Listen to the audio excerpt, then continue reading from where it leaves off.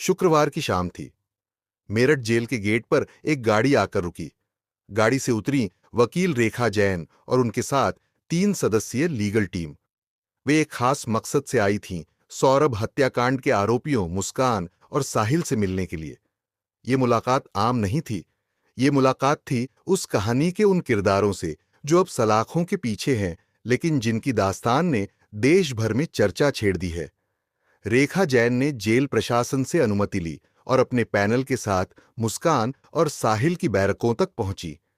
दोनों से अलग अलग बातचीत की गई। मुस्कान की आंखों में न कोई डर था, न ही पश्चाताप की कोई हल्की सी भी परछाई। हमें मिलने की इजाजत दिलवा दीजिए और जमानत करवा दीजिए, मुस्कान ने सीधे कहा। उसका इरादा साफ था, बाहर आकर साहिल के साथ रहना। वकील ने पूछा, क्या तुम दोनों ने कोर्ट मैरिज की है? शादी का कोई सबूत? मुस्कान के पास इसका कोई जवाब नहीं था।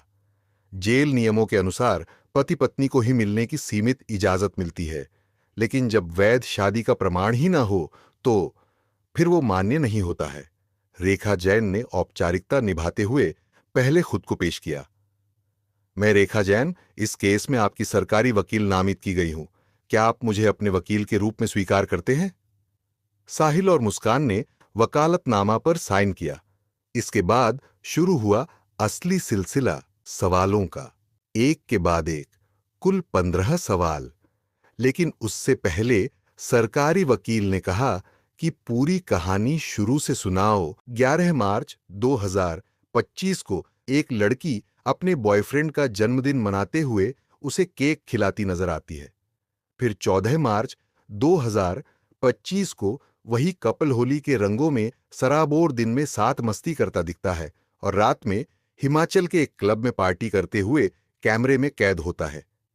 देखने में ये किसी भी बेफिक्र कपल की आम जिंदगी का हिस्सा लग सकती है जो अपनी दुनिया में मस्त है, लेकिन अगर कहा जाए कि इंसानियत और हैवानियत के बीच की धुंधली होती लकीर का जीता जागता सबूत है, तो यह अतिशयोक्ति नहीं होगी।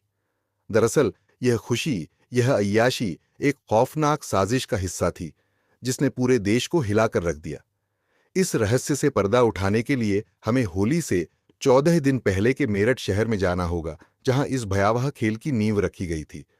24 फरवरी 2025 को लंदन से लौटे सौरभ राजपूत का वीडियो क्लिप सामने आता है, जिसमें वह 2 साल बाद अपने घर आया था, खास तौर पर अपनी पत्नी मुस्कान और 6 साल की बेटी पीहू का जन्मदिन मनाने। 28 फरवरी 2025 को रिकॉर्ड हुई एक और क्लिप में सौरभ अपनी बेटी पीहू के जन्मदिन की खुशी मना रहा होता है। उसके साथ उसकी पत्नी मुस्कान भी मौजूद है। लेकिन सबसे चौंकाने वाली बात यह है कि यही मुस्कान वही लड़की है जो कुछ दिन बाद हिमाचल में किसी और शख्स के साथ रंगरेलियां मनाते हुए देखी गई थी। सौरभ राजपूत ने अपने परिवार को एक बेहतर जिंदगी देने के लिए 2023 में अपने दोस्त के साथ लंदन जाने का फैसला किया। वहां उसने एक मॉल की बेकरी में नौकरी की और भले ही वह परिवार से दूर था, लेकिन वीडियो कॉल के जरिए अपनी पत्नी मुस्कान और बेटी पीहू से जुड़े रहने की कोशिश करता रहा। 2 साल बाद जब वह 24 फरवरी 2025 को भारत लौटा, तो उसकी खुशी का ठिकाना नहीं था। वह अपने परिवार के साथ बिताए हर पल को जीना चाहता था, खासकर अपनी बेटी पीहू के साथ। सौरभ मेरठ के ब्रह्मपुरी में अपनी पत्नी और बेटी के साथ अलग घर में रहता था, लेकिन अपने माता पिता और भाई से मिलने भी जाता। 3 दिन बाद 3 मार्च 2025 को जब पीहू के सेकंड क्लास के एग्जाम खत्म हुए, तो मुस्कान ने उसे अपनी नानी के घर छोड़ दिया। उसने बताया कि वह और सौरभ 4 मार्च की शाम को शिमला घूमने जा रहे हैं। 4 मार्च की शाम को जब सौरभ अपने माता पिता के घर रात का खाना लेने नहीं आया, तो उसके भाई राहुल ने उससे संपर्क किया। सौरभ ने मैसेज में बताया कि वह बाहर घूमने निकला है और कुछ दिन बाद लौटेगा। इसके बाद 6 मार्च को उसकी बहन ने उससे मिलने की इच्छा जताई, तो सौरभ ने वही जवाब दिया कि वह बाहर है और होली के बाद लौटेगा। व्हाट्सएप चैट में सौरभ ने बताया कि जहां वह है वहां 10 डिग्री सेल्सियस तापमान है, इसलिए उसने पीहू को साथ नहीं लाया। इसी दौरान सौरभ मुस्कान के साथ ट्रिप की तस्वीरें शेयर कर रहा था। होली के अगले दिन जब उसकी बहन ने फिर से मिलने के लिए पूछा तो सौरभ ने जवाब दिया कि उसे एक पार्टी में जाना है और वह नहीं जानता कि कब लौटेगा। परिवार को लगा कि सौरभ अपनी पत्नी के साथ खुश है, इसलिए उन्होंने ज्यादा सवाल नहीं किए। लेकिन सवाल यह था कि अगर मुस्कान सौरभ के साथ हिमाचल में थी तो उसी दौरान किसी और के साथ कपल जैसी तस्वीरों में कैसे नजर आई। इसी बीच ब्रह्मपुरी में सौरभ और मुस्कान के किराए के घर के मकान मालिक ने मुस्कान को कॉल किया। मकान का रेनोवेशन करवाना था, इसलिए उसने घर खाली करने को कहा। मुस्कान ने बताया कि वह और सौरभ वेकेशन पर हैं और लौटकर घर खाली कर देंगे। लेकिन 18 मार्च की दोपहर 12 बजे मुस्कान ने अचानक अपनी मां को फोन किया। वह बेहद परेशान थी और अपनी बेटी पीहू से बात करना चाहती थी। उसकी मां को लगा कि उसे बेटी की याद आ रही होगी, लेकिन जब उन्होंने परेशानी पूछी तो मुस्कान रोने लगी। मां को लगा कि शायद पति पत्नी के बीच झगड़ा हुआ है, लेकिन मुस्कान ने कुछ नहीं बताया। वह तुरंत अपने किराए के घर गई, जहां सामान शिफ्ट करने के लिए एक लोडर बुक किया और 2 मजदूर बुलाए। घर के एक कमरे में नीले रंग का एक बड़ा ड्रम रखा था। मुस्कान ने मजदूरों से कहा कि इसे लोडर में रख दें, लेकिन ड्रम इतना भारी था कि वह टस से मस नहीं हो रहा था। मजदूरों की कड़ी मशक्कत के बावजूद जब वक्त ज्यादा लगने लगा तो लोडर ड्राइवर गुस्से में चला गया। इसी बीच मजदूरों ने ड्रम का ढक्कन खोल दिया और तभी एक तेज अजीब सी बदबू पूरे कमरे में फैल गई। बदबू इतनी भयानक थी कि मजदूर घबराकर भाग खड़े हुए। इस घटना के बाद उसी शाम मुस्कान अपने माता पिता के घर अकेले पहुंची। घर वालों को शक हुआ कि पति पत्नी के बीच झगड़ा हुआ है, लेकिन जो मुस्कान ने कहा उससे सभी के पैरों तले जमीन खिसक गई। मुस्कान फूट फूट कर रोने लगी और बताया कि सौरभ अब इस दुनिया में नहीं है। उसने कहा कि सौरभ को उसके ही परिवार ने मार डाला, क्योंकि वे मुझ पर डिवोर्स का दबाव डाल रहे थे।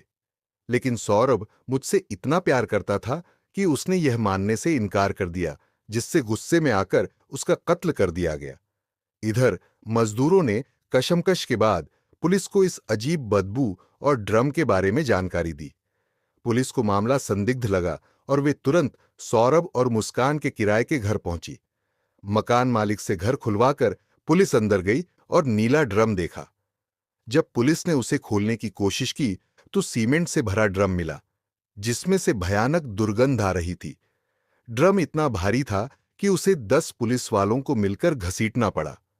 किसी तरह उसे पोस्टमार्टम हाउस भेजा गया, जहां उसे काटकर देखा गया। और जैसे ही ड्रम काटा गया, पुलिस वालों के होश उड़ गए। ड्रम के अंदर सीमेंट में दबा हुआ एक कटा हुआ सिर, 2 हथेलियां और अलग अलग टुकड़ों में कटा हुआ धड़ था। यह सिर किसी और का नहीं, बल्कि सौरभ राजपूत का था। यह वही सौरभ था जो कुछ हफ्ते पहले ही अपने परिवार के पास लौटा था। वही सौरभ जो अपनी बेटी के जन्मदिन पर खुशी से झूम रहा था। वही सौरभ जिसने अपनी फैमिली के लिए घर से हजारों मील दूर रहकर सालों तक मेहनत की थी। किसी ने भी यह नहीं सोचा था कि उसकी जिंदगी का अंत इतनी दर्दनाक स्थिति में होगा, लेकिन उससे भी ज्यादा चौंकाने वाली थी वह वजह जिसने उसे इस अंजाम तक पहुंचा दिया। इस कहानी की शुरुआत समझने के लिए हमें 9 साल पहले 2016 में जाना होगा। मुस्कान के नाना ज्योतिषी थे, जिसके चलते सौरभ का उनके घर आना जाना लगा रहता था। यहीं पर सौरभ और मुस्कान की पहली मुलाकात हुई।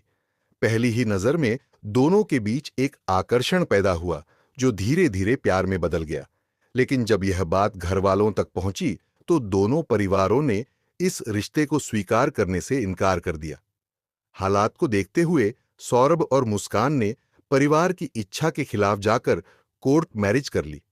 उस वक्त सौरभ मर्चेंट नेवी में काम कर रहा था, जिससे उसे अधिकतर समय घर से बाहर रहना पड़ता था। लेकिन शादी के बाद वह मुस्कान के साथ समय बिताने के लिए 6 महीने बाद अपनी नौकरी छोड़ने का फैसला करता है। शादी के बाद 1 साल तक दोनों सौरभ के माता पिता के घर पर ही रहते हैं, लेकिन कुछ समय बाद मुस्कान घर में कलह करने लगती है। वह चाहती थी कि सौरभ उसके साथ अलग घर में रहे। रोज रोज के झगड़ों से परेशान होकर आखिरकार सौरभ ने घर छोड़ दिया और मुस्कान के साथ किराए के घर में रहने लगा। साल 2019 में उनकी बेटी पीहू का जन्म हुआ। इसी साल मुस्कान की मुलाकात साहिल शुक्ला से हुई। साहिल और मुस्कान स्कूल में क्लासमेट रह चुके थे, लेकिन साहिल ने 8वीं कक्षा के बाद स्कूल छोड़ दिया था। अब वे स्कूल रियूनियन ग्रुप के जरिए दोबारा संपर्क में आए। जल्द ही दोनों एक शॉपिंग मॉल में मिले और उनकी दोस्ती फिर से गहरी होने लगी। धीरे धीरे मुस्कान साहिल की ओर आकर्षित होने लगी। यह वही मुस्कान थी जो 3 साल पहले ही सौरभ से शादी करके उसकी जिंदगी में आई थी और जिसकी एक मासूम बच्ची थी। मुस्कान की छिपी हुई चैट्स, बिना किसी वजह घर से बाहर जाने की आदत और साहिल के साथ बढ़ती नजदीकियों ने उसकी शादीशुदा जिंदगी को अंधकार की ओर धकेल दिया। मुस्कान अब साहिल को अपने घर बुलाने लगी। उनका रिश्ता सिर्फ अफेयर तक सीमित नहीं रहा, बल्कि दोनों साथ मिलकर नशा भी करने लगे। साहिल का मुस्कान के घर आना जाना बढ़ता गया। पहले किसी ने इस पर ज्यादा ध्यान नहीं दिया, लेकिन देर रात तक दोनों का साथ रहना और नशे में डूबे रहना धीरे धीरे पड़ोसियों को खटकने लगा। जब मकान मालिक को इस बारे में पता चला तो उन्होंने सौरभ को इसकी सूचना दे दी। पहले तो सौरभ को यकीन नहीं हुआ, लेकिन जब उसने मुस्कान के फोन में साहिल के साथ की गई चैट पढ़ी तो उसकी दुनिया उजड़ गई। जिसे उसने बेपनाह प्यार किया, वही उसे धोखा दे रही थी। सौरभ को न सिर्फ अपनी पत्नी के अफेयर का पता चला, बल्कि यह भी मालूम हुआ कि वह ड्रग एडिक्ट बन चुकी थी। जब उसने इस बारे में मुस्कान से बात करने की कोशिश की तो दोनों के बीच झगड़े बढ़ने लगे। उनके रिश्ते में कड़वाहट भर गई, लेकिन मुस्कान को अपनी गलती का जरा भी एहसास नहीं था। अपनी बेटी का चेहरा देखकर वह यह सब सहता रहा, यहां तक कि उसने अपने माता पिता को भी इस बारे में कुछ नहीं बताया। लेकिन जब मुस्कान का रवैया बिल्कुल भी नहीं बदला तो रोज रोज के झगड़ों से तंग आकर आखिरकार 2021 में सौरभ ने तलाक की अर्जी दाखिल कर दी। सौरभ मुस्कान को छोड़ना चाहता था, लेकिन उसके माता पिता ने उसे समझाने की कोशिश की। उनका कहना था कि हर शादी में उतार चढ़ाव आते हैं और अगर थोड़ा समय दिया जाए तो हालात सुधर सकते हैं। सौरभ भीतर से टूट चुका था, लेकिन एक वजह थी जो उसे रोक रही थी, उसकी बेटी पीहू। वह नहीं चाहता था कि तलाक का असर उसकी मासूम बच्ची पर पड़े। इसी सोच के चलते उसने एक और बार इस रिश्ते को बचाने का फैसला किया। उसे लगा शायद वक्त के साथ सब ठीक हो जाएगा। लेकिन जिस वक्त पर सौरभ ने भरोसा किया, वही वक्त उसकी जिंदगी के आखिरी दिन गिन रहा था। जिसे वह एक नई शुरुआत समझ रहा था, वह असल में उसकी मौत की साजिश थी। एक ऐसी साजिश जो इंसानियत को भी शर्मसार कर देगी। 16 फरवरी 2023 को सौरभ नौकरी के सिलसिले में लंदन चला गया। वहां से वह वीडियो कॉल के जरिए अपने परिवार से जुड़ा रहता था। उसके जाते ही मुस्कान को पूरी आजादी मिल गई और वह वापस अपने पुराने रास्ते पर लौट आई। वह फिर से साहिल को घर बुलाने लगी और उसके साथ नशे में डूबने लगी। मुस्कान की ये हरकतें ज्यादा दिनों तक मोहल्ले वालों से छुपी नहीं रहीं और धीरे धीरे यह खबर सौरभ तक भी पहुंच गई। जब भी सौरभ ने इस बारे में मुस्कान से बात करने की कोशिश की, उसे समझाने या डांटने की कोशिश की, तो मुस्कान उल्टा उसी पर भड़क उठती। वह साफ कह देती, अगर तुम मुझ पर भरोसा करना चाहते हो तो करो, नहीं करना चाहते तो मत करो, मुझे कोई फर्क नहीं पड़ता। यहां तक कि वह यह जताने लगी कि उसे किसी की परवाह नहीं। वह अपनी मनमानी करती रही, बिना किसी की परवाह किए। इसी तरह 2 साल गुजर गए। फिर नवंबर 2024 में सौरभ ने मुस्कान को यह खबर दी कि वह अगले साल फरवरी में घर लौट रहा है।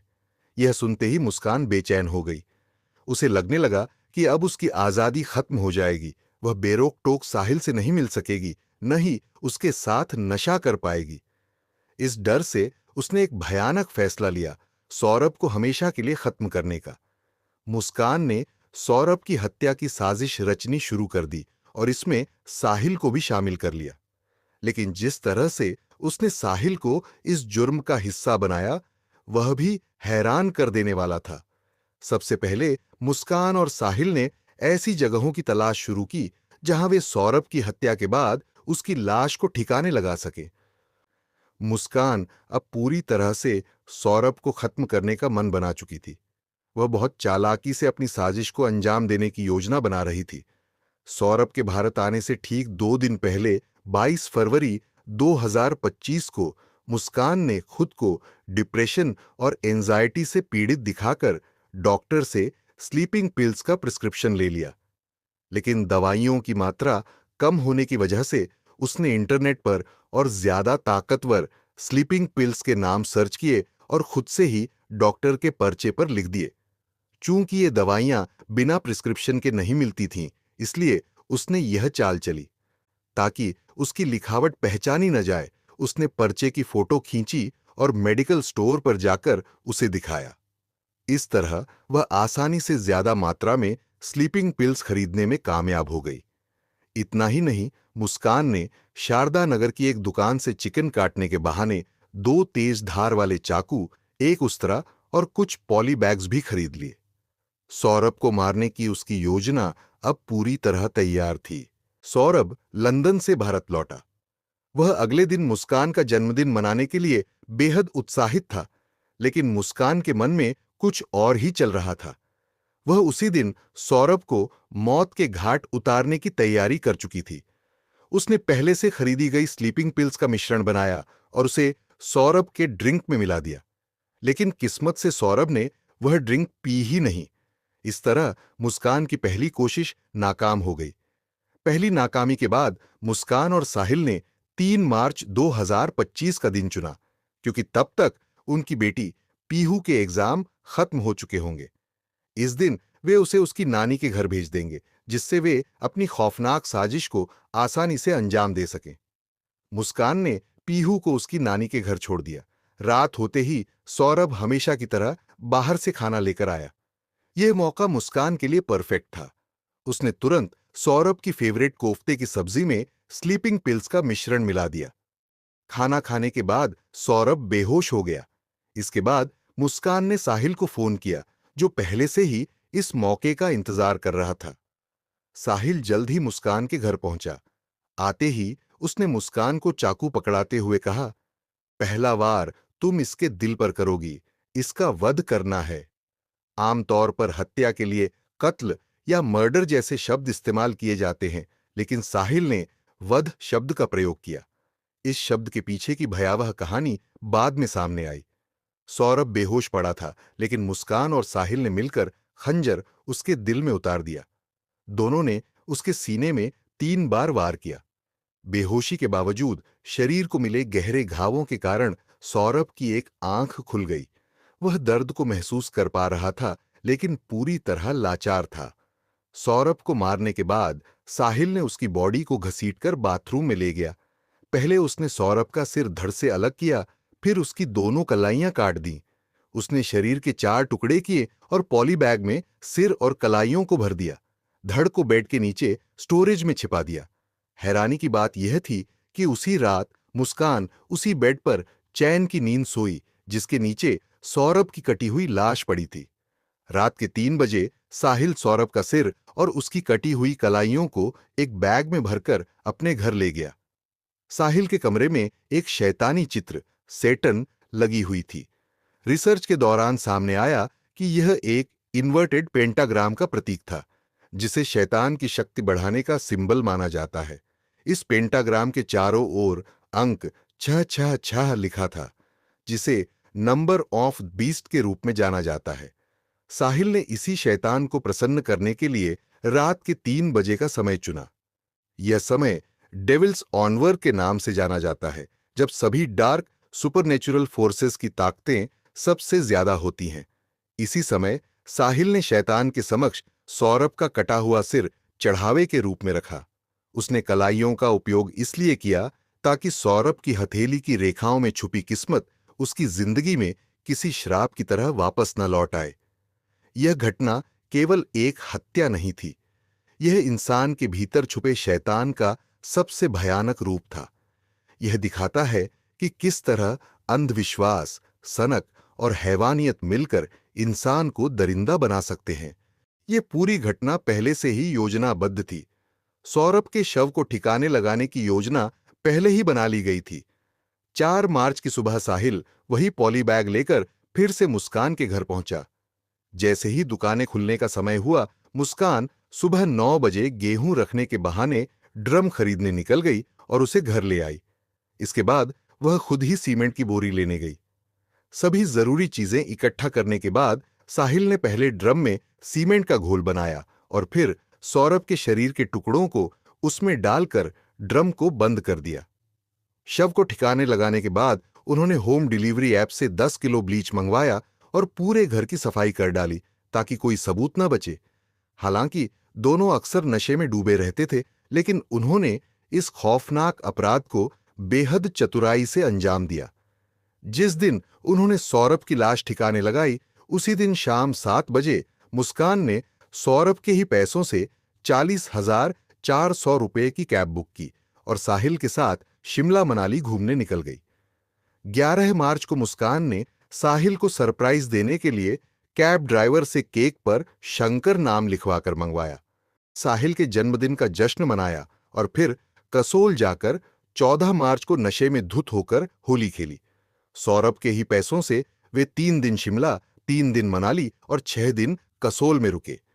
इस दौरान वे घूमते फिरते, नशा करते और पार्टियां मनाते रहे। दोनों ने इंसानियत को शर्मसार कर दिया था। मुस्कान अपने पति की हत्या करने के बाद भी बिना किसी पछतावे के बेशर्मी से ऐश कर रही थी। अब सवाल यह उठता है कि जब सौरभ इस दुनिया में था ही नहीं, तो फिर मुस्कान उसकी साथ मनाली घूमने की तस्वीरें कैसे पोस्ट कर रही थी? अगर सौरभ की फैमिली से कोई कॉल करता तो वह बहाना बनाकर मैसेज में ही जवाब देती। उसने सौरभ के फोन से उसकी और अपनी पुरानी तस्वीरें शेयर कर दी ताकि लोगों को लगे कि वे हिमाचल में हैं। मुस्कान बहुत सोच समझकर हर कदम उठा रही थी और उसका प्लान सफल हो रहा था। बस एक आखिरी कड़ी बची थी। अगर वह उसे भी सही से अंजाम दे देती तो शायद किसी को सौरभ की हत्या का पता ही न चलता। इरादा यह दिखाने का था कि सौरभ उसके साथ घूमने के बाद लंदन लौट गया। परिवार के बीच दूरी का फायदा उठाकर उसका प्लान लगभग सफल होने ही वाला था, लेकिन फिर उसके हाथ से पैसे खत्म हो गए। तब उसने सौरभ के अकाउंट से 6 लाख रुपए निकालने की कोशिश की, लेकिन असफल रही। पैसे खत्म होने के कारण साहिल और मुस्कान को मजबूरी में मेरठ लौटना पड़ा। 17 मार्च 2025 की रात 10 बजे वे घर वापस आ गए। उनका प्लान ड्रम को किसी सुनसान जगह जमीन में गाड़ने का था, लेकिन नियति को कुछ और ही मंजूर था। घर लौटने के बाद जब वे ड्रम ठिकाने लगाने की कोशिश कर रहे थे, तभी सारा सच सामने आ गया। इसके बाद पुलिस ने साहिल और मुस्कान को गिरफ्तार कर लिया। लेकिन कहानी यहीं खत्म नहीं हुई। अगर पुलिस उन्हें गिरफ्तार न करती तो शायद आगे एक और हत्या हो सकती थी, क्योंकि अपने पति की बेरहमी से हत्या करने वाली मुस्कान साहिल की भी कोई सगी नहीं थी। उसने चालाकी से साहिल की भावनाओं का इस्तेमाल किया। मुस्कान ने खुद को साहिल की मृत मां के रूप में प्रस्तुत करते हुए उसे मैसेज भेजे, जिनमें लिखा था कि मुस्कान एक अच्छी लड़की है जो उसका ध्यान रखेगी और उसे खुश रखेगी। वह बार बार साहिल को समझाने लगी कि उसे मुस्कान की हर बात माननी चाहिए और कभी उसे दुख नहीं देना चाहिए। इस तरह उसने कुल 136 मैसेज भेजे। अब वह उसकी हर बात को पत्थर की लकीर मानने लगा। उसे यकीन हो गया कि अगर वह शादी करेगा तो सिर्फ मुस्कान से ही। इसी दौरान उसकी नशे की लत के साथ साथ तंत्र मंत्र में भी रुचि बढ़ने लगी। शायद यह उसकी मां से जुड़ने का एक तरीका था और मुस्कान ने भी उसे इस दिशा में बढ़ावा दिया। एक दिन उसने साहिल को उसकी मां के नाम से संदेश भेजा कि सौरभ का वध मुस्कान करेगी। यहां वध शब्द का इस्तेमाल उसने सौरभ की हत्या को न्यायोचित ठहराने के लिए किया था, ताकि यह किसी धार्मिक या तांत्रिक अनुष्ठान की तरह लगे। साहिल को भी लगने लगा कि अगर सौरभ को रास्ते से हटा दिया जाए तो मुस्कान सिर्फ उसकी होगी और उन्हें कोई अलग नहीं कर पाएगा। इसी बहकावे में आकर वह भी सौरभ की हत्या की साजिश में शामिल हो गया। लेकिन मामला यहीं खत्म नहीं हुआ। मुस्कान ने खुद माना कि उसे सिर्फ साहिल की संगति पसंद थी, लेकिन वह उससे शादी नहीं करने वाली थी। साहिल, जो उसके प्यार में पागल हो चुका था और शादी करना चाहता था, इस सच से अनजान था। सौरभ ने अपने परिवार और रिश्ते को बचाने के लिए हर संभव कोशिश की थी, लेकिन मुस्कान ने उसे निर्दयता से खत्म कर दिया। मां के न होने का दुख साहिल के लिए एक जिम्मेदारी बन सकता था। उसने अपने जीवन में एक ऐसे इंसान को शामिल किया जिसने उसके पागलपन को भुनाकर एक घिनौने अपराध को अंजाम देने में उसका इस्तेमाल किया। यह अपराध इतना जघन्य था कि जिस बेटी के लिए मां बाप पूरी दुनिया से लड़ सकते हैं, उसी बेटी के माता पिता अब उसकी मां के लिए फांसी की मांग कर रहे थे। लेकिन कानून का अपना तर्क होता है। मुस्कान का केस लड़ने के लिए आगे आए वकील ने कहा कि सीआरपीसी में महिलाओं को कुछ रियायतें मिलती हैं और कोई प्रत्यक्ष साक्ष्य नहीं है कि हत्या उनकी मौजूदगी में हुई थी। यह बयान सुनकर हर कोई आक्रोशित था, क्योंकि पूरा देश मुस्कान और साहिल के लिए फांसी की मांग कर रहा था। फिलहाल मुस्कान और साहिल पर बीएनएस की धारा 103, 105, 238 ए, 61 के तहत केस दर्ज किया गया है। लेकिन कानून उन्हें क्या सजा देगा, यह तो वक्त ही बताएगा।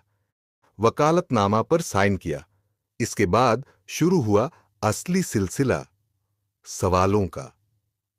एक के बाद एक कुल 15 सवाल। सरकारी वकील ने कहा, वारदात के दिन क्या हुआ था? मुस्कान ने बताया, सौरभ खाना लेकर आया था। झगड़ा हुआ, फिर वह बाहर गया, खाना खाया और सो गया। उसके बाद हमसे एक गलती हो गई। ऐसी क्या परिस्थिति थी कि तुम दोनों हत्या तक पहुंच गए?